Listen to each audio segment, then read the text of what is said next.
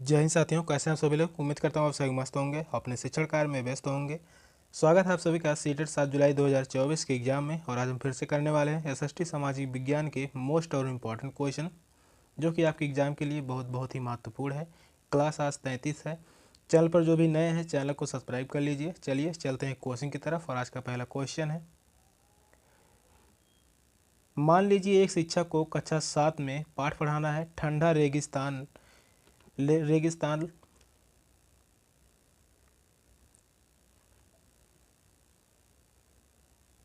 मान लीजिए एक शिक्षक को कक्षा 7 में पाठ ठंडा रेगिस्तान लद्दाख पढ़ाना है। निम्नलिखित में से कौन सी विधि सबसे अधिक उचित होंगी।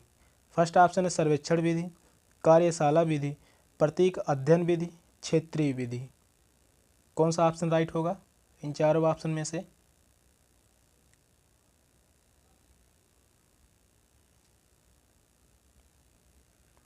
क्वेश्चन कह रहा है एक शिक्षक को कक्षा 7 में पाठ ठंडा रेगिस्तान लद्दाख पढ़ाना है, तो वह कौन सी विधि सबसे अधिक उपयुक्त होगी। तो वह होगी प्रतीक अध्ययन विधि। तो इस क्वेश्चन का राइट आंसर होगा ऑप्शन सी, प्रतीक अध्ययन विधि। प्रतीक अध्ययन विधि वास्तविक जीवन के उदाहरणों का प्रतिनिधित्व करता है।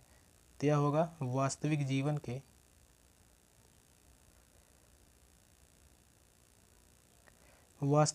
के उदाहरणों का प्रतिनिधित्व करता है। छात्र किसी विषय को अच्छे से तब समझ सकता है जब उसे वास्तविक जीवन के उदाहरणों के माध्यम से समझाया जाए। तो इस क्वेश्चन का राइट आंसर होगा ऑप्शन सी।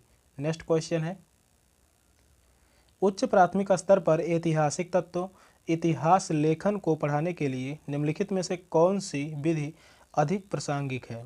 परियोजना विधि, मानचित्र विधि, समस्या समाधान विधि, स्रोत विधि। कौन सा ऑप्शन राइट होगा।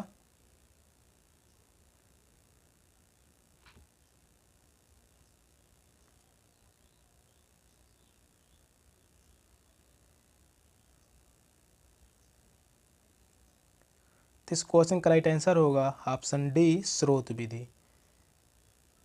स्रोत विधि उच्च प्राथमिक स्तर पर ऐतिहासिक तत्वों के बारे में सूचनाओं को एकत्र करने की सबसे उपयुक्त विधि है। तो इस क्वेश्चन का राइट आंसर है ऑप्शन डी, स्रोत विधि। नेक्स्ट क्वेश्चन है, राष्ट्रीय पाठचर्या की रूपरेखा 2005 की संस्तुति के अनुसार बच्चों का विद्यालय जीवन निम्नलिखित में से किसके साथ जुड़ना चाहिए।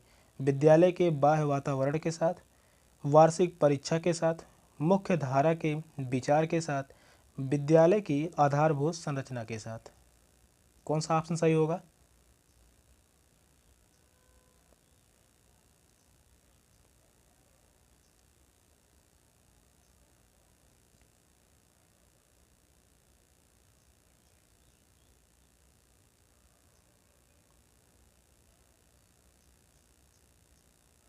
तो इस क्वेश्चन का राइट आंसर होगा ऑप्शन ए, विद्यालय के बाह्य वातावरण के साथ जुड़ना चाहिए। तो इस क्वेश्चन का राइट आंसर है ऑप्शन ए। बच्चों की शिक्षण अधिगम प्रक्रिया को प्रभावी बनाने के लिए विद्यालय को बाहरी वातावरण के साथ जोड़ना चाहिए। तो बच्चों की शिक्षण अधिगम प्रक्रिया को प्रभावी बनाने के लिए विद्यालय को बाहरी वातावरण के साथ जोड़ना चाहिए। तो इस क्वेश्चन का राइट आंसर है ऑप्शन ए। नेक्स्ट क्वेश्चन है, निम्नलिखित में से किस विकल्प को दंड आरेख द्वारा सबसे अच्छे तरीके से दर्शाया जा सकता है। तापमान, वायु दाब, वर्षा, नमी। कौन सा ऑप्शन राइट होगा।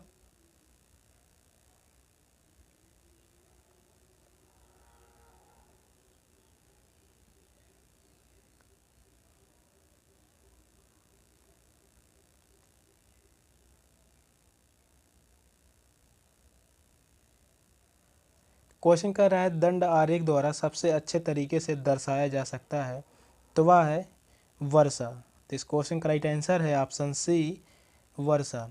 दंड आरेख विधि द्वारा आसानी से किसी भी अध्ययन में निष्कर्ष निकालने के लिए उपयुक्त होता है। दंड आरेख जो है यह किसी भी अध्ययन में निष्कर्ष निकालने के लिए सबसे उपयुक्त विधि है। वर्षा को दर्शाने में यह महत्वपूर्ण भूमिका निभाता है। वर्षा को दर्शाने में दर्शाने में महत्वपूर्ण भूमिका निभाता है। नेक्स्ट क्वेश्चन है, लोकतांत्रिक संस्थाओं की समझ को विकसित करने के लिए निम्नलिखित में से सबसे उचित पाठ्यक्रम संबंधी उपागम को चुनिए। आदर्श स्थितियों को दर्शाना, वास्तविक स्थितियों के साथ आदर्श स्थिति के उदाहरणों को प्रस्तुत करना, मुख्य रूप से राष्ट्रीय उदाहरणों को प्रस्तुत करना, शिक्षार्थियों को कठोर वास्तविक स्थितियों को प्रचारित करना। कौन सा ऑप्शन सही होगा इन चारों ऑप्शन में से?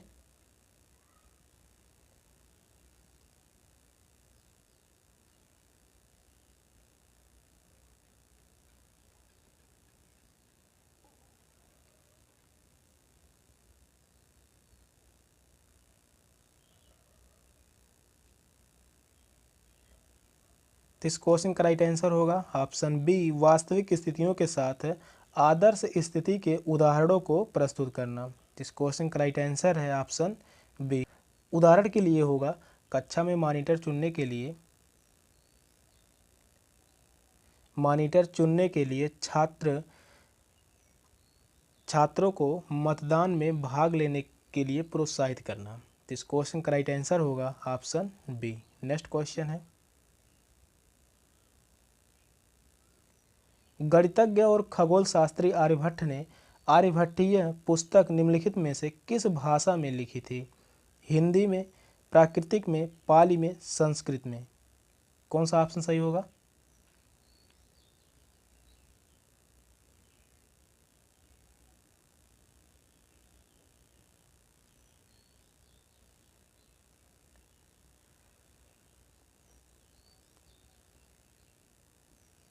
क्वेश्चन कह रहा है, गणितज्ञ और खगोल शास्त्री आर्यभट्ट ने आर्यभट्टी पुस्तक निम्नलिखित में से किस भाषा में लिखी थी? तो वह है संस्कृत भाषा में लिखा गया था। तो इस क्वेश्चन का राइट आंसर है ऑप्शन डी। आर्यभट्टियम नामक पुस्तक जो है यह इसमें 121 छंद शामिल हैं। इसमें 121 छंद शामिल हैं आर्यभट्टियम नामक पुस्तक में, और इसमें यह गणित की नियमावली को दर्शाता है। यह जो है गणित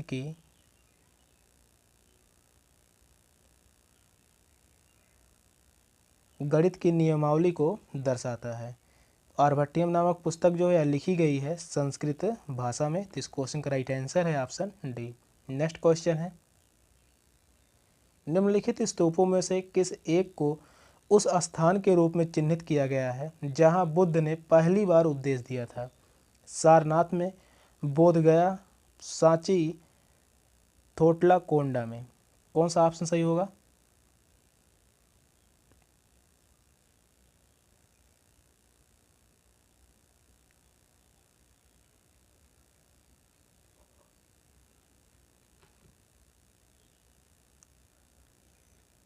तो इस क्वेश्चन का राइट आंसर होगा ऑप्शन ए, सारनाथ में। तो इस क्वेश्चन का राइट आंसर है ऑप्शन ए, सारनाथ। भगवान बुद्ध ने अपने 5 शिष्यों को सारनाथ में पहली बार उपदेश दिया था। भगवान बुद्ध ने अपने 5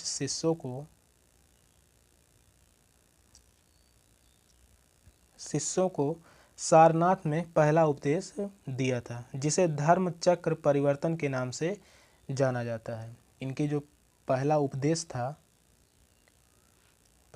था उसे धर्म चक्र परिवर्तन के नाम से जाना जाता है। नेक्स्ट क्वेश्चन है, संगम कविताओं में किन 3 राजवंशों को मुएंदार कहा गया है? चोल राष्ट्रकूट पांड्य, चेर पाल राष्ट्रकूट, पाल चोल पांड्य, चोल चेर पांड्य। कौन सा ऑप्शन सही होगा?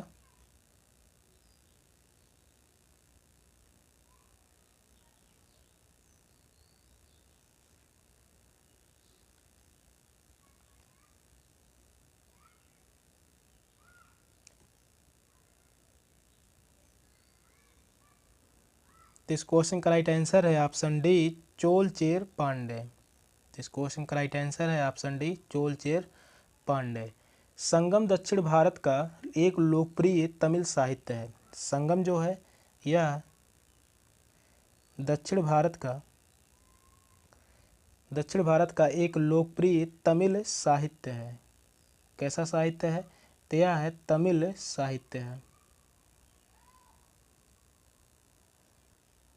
संगम साहित्य में चोल चेर पांड्य राजवंशों को मूवेंदेर के रूप में उल्लिखित किया गया है। इस क्वेश्चन का राइट आंसर होगा ऑप्शन डी। नेक्स्ट क्वेश्चन है, रामपुरवा में जिला उत्कृष्ट पॉलिश वाले पत्थर पर बना सांड जिसे अब राष्ट्रपति भवन में रखा गया है, इनमें से किसके शासनकाल में बनाया गया था? तो मौर्य के शासनकाल में, पांड्य के शासनकाल में, चोल के शासनकाल में या कुषाण के शासनकाल में? कौन सा ऑप्शन सही होगा?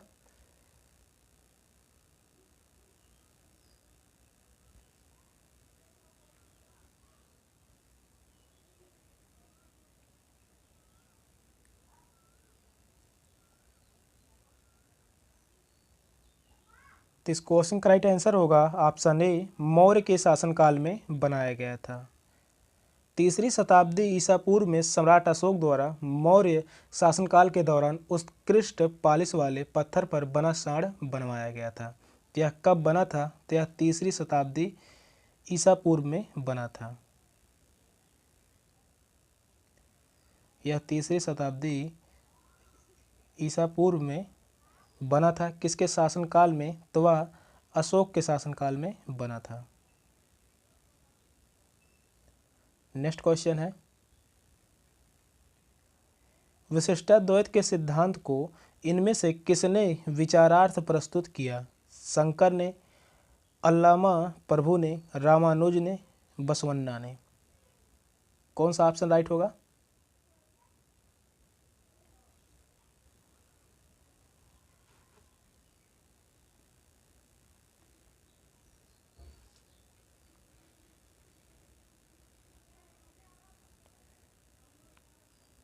तो इस क्वेश्चन का राइट आंसर होगा ऑप्शन सी, रामानुज ने।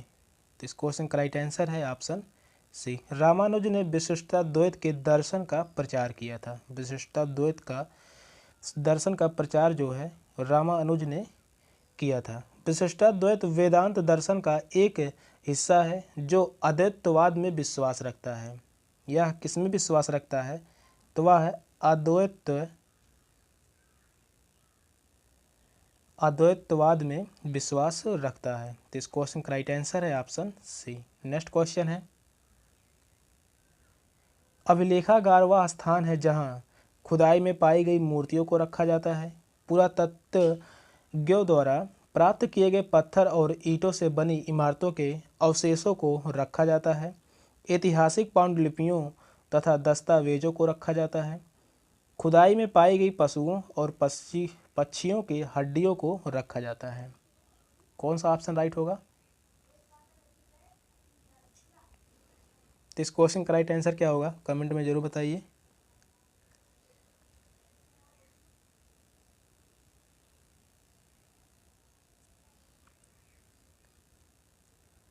अभिलेखागार वह स्थान है जहां ऐतिहासिक पांडुलिपियों तथा दस्तावेजों को रखा जाता है। तो इस क्वेश्चन का राइट आंसर है ऑप्शन सी।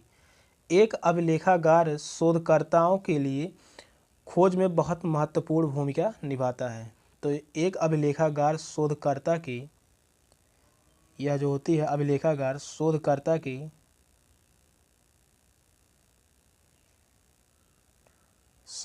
की खोज में बहुत महत्वपूर्ण भूमिका निभाता है। नेक्स्ट क्वेश्चन है, 12वीं शताब्दी के मध्य कर्नाटक में प्रारंभ हुए वीर शैव आंदोलन के संदर्भ में निम्नलिखित कथनों में से कौन सा एक सही है? यह नामदेव और उनके साथियों द्वारा किया गया। इसने जाति और नारी के प्रति व्यवहार के बारे में ब्राह्मणवादी विचारधारा के विरुद्ध तर्क दिया। इसने विट्ठल की पूजा पर बल दिया। यह सभी प्रकार के कर्मकांड का विरोधी था परंतु मूर्ति पूजा को बढ़ावा दिया। कौन सा ऑप्शन राइट होगा?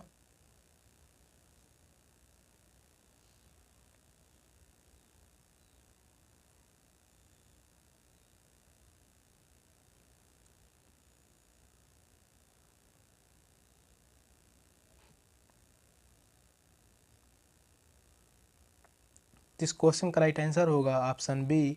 इसने जाति और नारी के प्रति व्यवहार के बारे में ब्राह्मणवादी विचारधारा के विरुद्ध तर्क दिया। तो इस क्वेश्चन का राइट आंसर है ऑप्शन बी। वीर शैव आंदोलन कर्नाटक में शुरू हुआ था। वीर शैव आंदोलन जो है यह शुरू हुआ था कर्नाटक में। कर्नाटक में शुरू हुआ था। इसके द्वारा समाज में निचली जातियों और महिलाओं के उत्थान का समर्थन किया गया है। नेक्स्ट क्वेश्चन है, दिल्ली की आरंभिक सल्तनत के समय में बदगा के बारे में निम्नलिखित दो कथनों ए और बी पर विचार कीजिए तथा सही उत्तर का चयन कीजिए।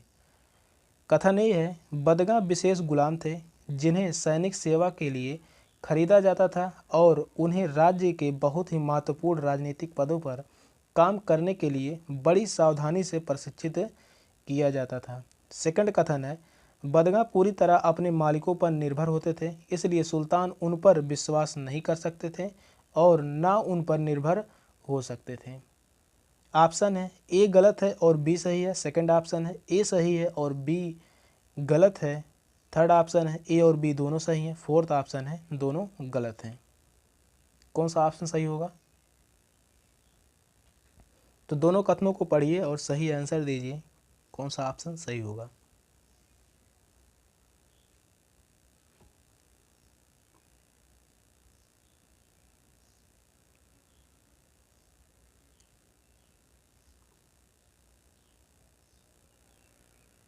कथन ये है, बदगा विशेष गुलाम थे जिन्हें सैनिक सेवा के लिए खरीदा जाता था और उन्हें राज्य के बहुत ही महत्वपूर्ण राजनीतिक पदों पर काम करने के लिए बड़ी सावधानी से प्रशिक्षित किया जाता था।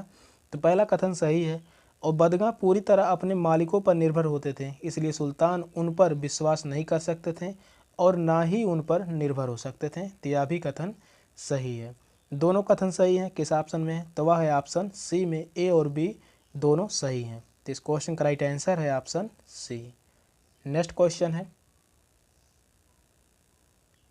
रमाबाई जो महिला शिक्षा की योद्धा थी कभी स्कूल नहीं गई, फिर भी उन्हें पंडिता की उपाधि दी गई क्योंकि वे संस्कृत पढ़ना लिखना जानती थीं, जो एक बहुत बड़ी उपलब्धि थी क्योंकि उनके समय में महिलाओं को इस प्रकार का ज्ञान अर्जित करने की अनुमति नहीं थी। सेकंड है, उन्होंने महिला शिक्षा को बढ़ावा देने के लिए पुणे के पास खेड़ा गांव में एक मिशन स्थापित किया। थर्ड ऑप्शन है, उनके मिशन में विधवाओं और गरीबी महिलाओं को न केवल पढ़ने लिखने के लिए प्रोत्साहित किया अपितु व्यावसायिक कुशलताओं की सहायता से स्वावलंबी होने की शिक्षा भी दी। फोर्थ ऑप्शन है, उन्होंने अपने माता पिता से पढ़ना लिखना सीखा। कौन सा ऑप्शन सही होगा इन चारों ऑप्शन में से?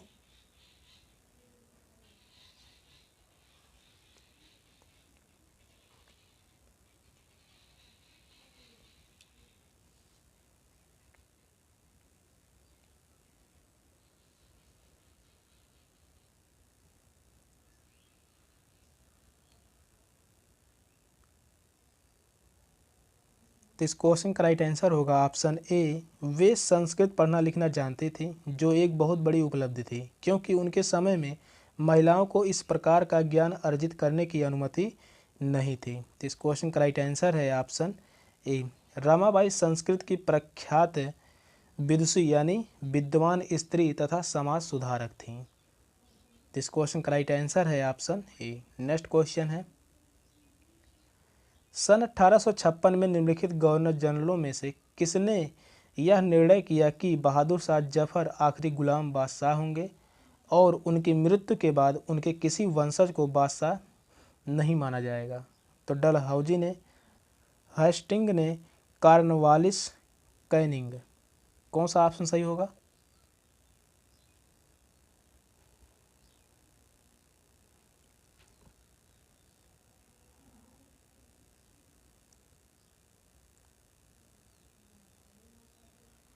तो इस क्वेश्चन का राइट आंसर होगा ऑप्शन डी, कैनिंग ने। तो इस क्वेश्चन का राइट आंसर है ऑप्शन डी, कैनिंग। कैनिंग ने यह निर्णय लिया था कि बहादुर शाह जफर की मृत्यु के पश्चात किसी वंशज को मुगल बादशाह नहीं माना जाएगा। तो इस क्वेश्चन का राइट आंसर है ऑप्शन डी, कैनिंग। सेशन का लास्ट क्वेश्चन था। क्वेश्चन कैसे लगे कमेंट में ज़रूर बताइएगा। चैनल पर नए हैं तो चैनल को सब्सक्राइब कर लीजिए मिलते हैं फिर अगली क्लास में, तब तक के लिए बाय बाय, टेक केयर, जय हिंद।